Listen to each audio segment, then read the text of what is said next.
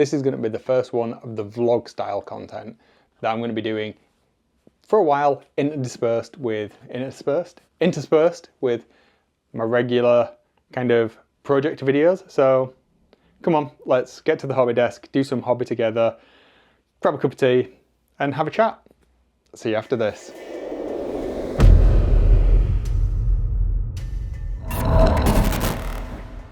I'm Wayne, this is Forge of Solace. This is, as I said, going to be a more vlog style video, so feel free to click away now if you're expecting some type of project video. It's not that.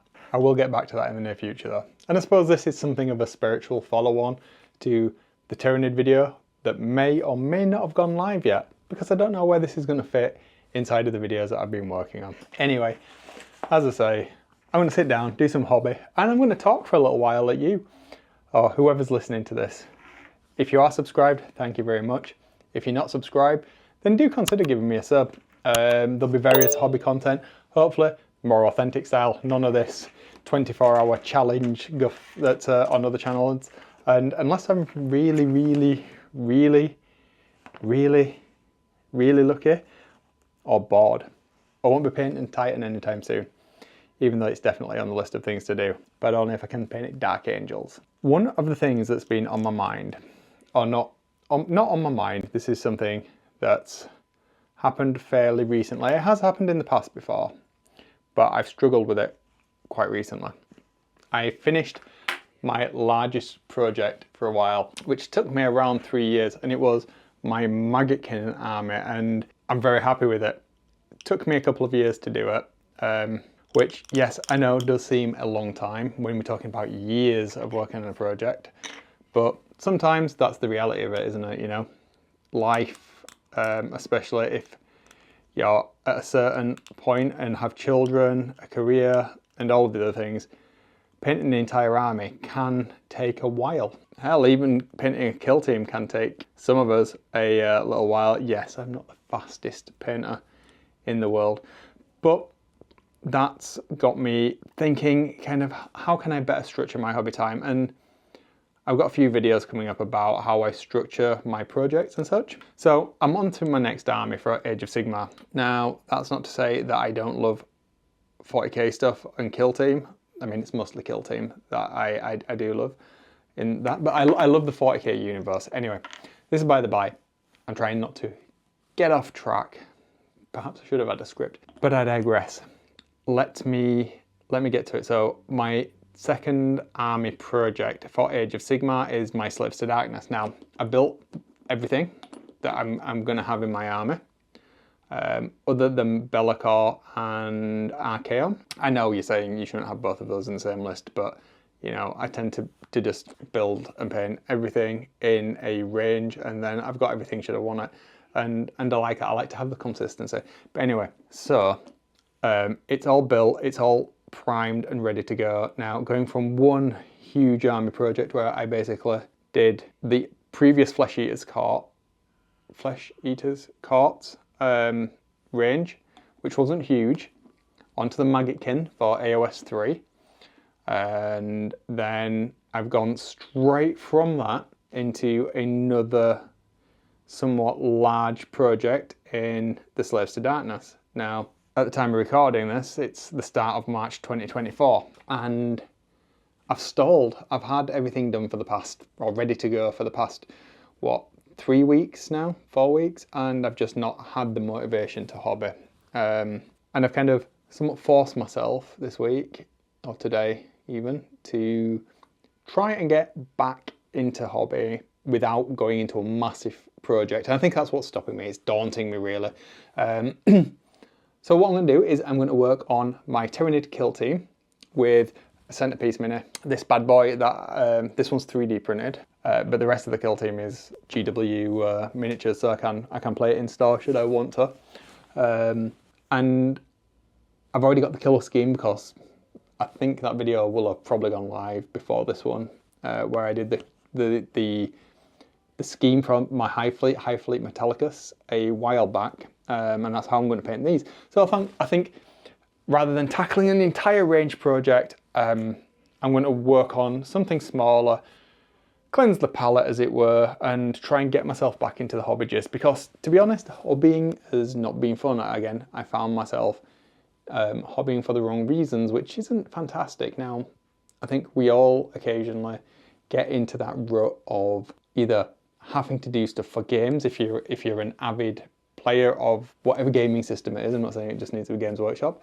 And at that point, sometimes it can feel like a chore, and I think that's what it was starting to feel. I was just going through the process of it. I wasn't really pushing myself, and because I was tackling a project that was so large, where I'm wanting to have consistency, but the level of finish that I want is somewhat above tabletop standard. Everything felt quite formulaic, and it was daunting, the amount of things that I had to tackle. So doing something like this, I think, is really going to be good for me getting back into the hobby and enjoying my hobby time again. Like I say, I've not done any Warhammer hobby now for 4 weeks, and I really miss it, but I don't want to do it. Have you ever suffered from that? If you have, let me know. Let me know down in the comments. I'd be interested to see if anybody else has kind of suffered from, I suppose, hobby burnout, and what the techniques were that you employed to get over that hump and back into enjoying this hobby that we all love. So yeah, that's what I'm doing. I'm working on these nids now. I've had them for a while, and I used to be really bothered. This is the other thing that I want to talk about. I used to be really bothered about if it was an old sculpt. Now I know with the old world and such things, there's always the nostalgia, and there's nothing wrong with old sculpts, and that's absolutely fine. For the most part, I totally agree. And you know what? Each to their own. I'm very much a proponent of, if you like something, then you shouldn't be constrained by whether it's new or old or whatever. For me, with my Space Marines, I don't like Firstborn Marines. Now, that's not to say I don't like the lore. I love the lore. And I also quite enjoy the lore, the Primaris lore as well, to be honest. I'm not adverse to it. I see why it's there and that. But I used to get kind of like bogged down and almost scared of buying something in case it was going to be replaced soon, because I always wanted the current version of something. And I've recently managed to get out of that, and I think it's the Tyranids, the release from Leviathan, that's helped me to do that. Now, as much as I enjoy the new and updated sculpts, I don't think they're that much better in terms of look than the old ones. This is one of the first ranges where I think I can say that. Now, I'm not an expert on all of the minis in all of the ranges, obviously, but certainly with Space Marines, I much prefer the scale, the look, the feel. Do I prefer the look? Perhaps I'll revisit that later. I like some of the stuff about Primaris. Certainly the size and how less derpy they look to me. Now, that's just my opinion. But with the Tyranids, even the new ones, and I realised that the Tyranids were quite an old range, I still think they hold up really, really well. And some of these sculpts, like these warriors that I'm building now, I've had the kit for a while. I don't know, maybe year and a half, something like that. I don't even know if there's new versions of the Tyranid warriors. Don't really care. Whereas before, that used to really hold me back, and I would have sold them and got newer versions, which would have then subsequently sat on the shelf again. Probably not until the range refreshed again, but you know what I mean. It would have gone on for a while. Yeah, so that used to really force me to churn stuff out because I was scared of missing a release window. Would it be popular? Would it not be popular? Even when I weren't making videos for YouTube, and I'm not trying to keep up with any of the algorithmic trends because I just do not care about that for my videos. I'm doing it for me now, as kind of like a hobby journal with this kind of vlog stuff.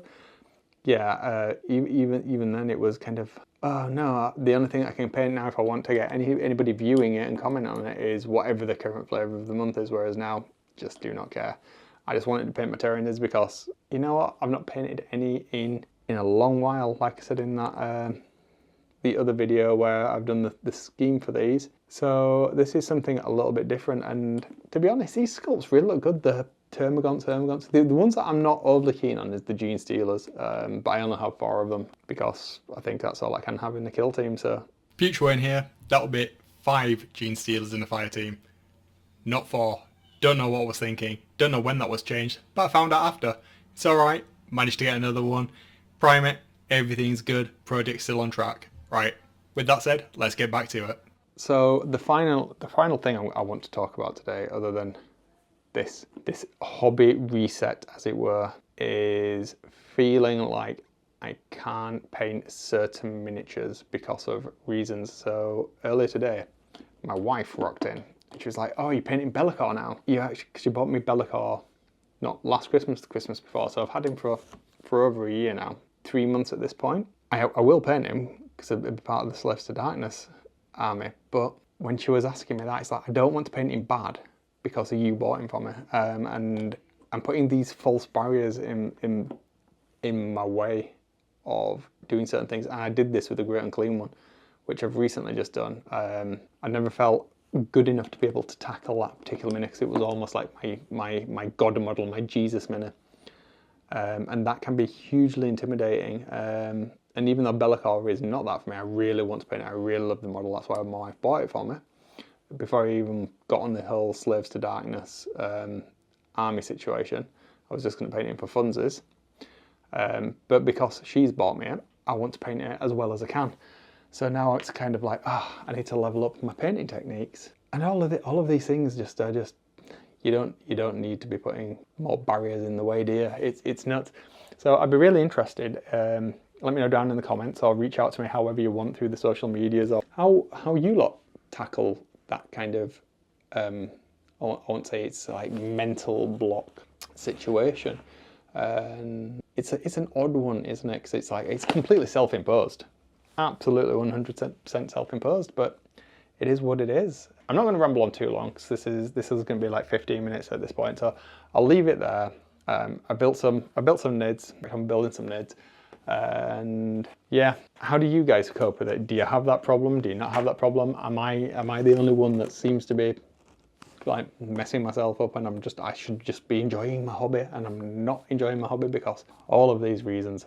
How do you get over that slump and back into it? Right. I'll see you on the next one. I hope you enjoyed this style of content. If you didn't, sorry. There will be more of it, but there'll be interspersed with other sorts of content as well. Even some Transformers stuff's coming, so that's going to be a bit of change, and I'll probably lose loads of subs for that, but who minds? I enjoy it, and that's what I want to do. Right, I'll see you on the next one.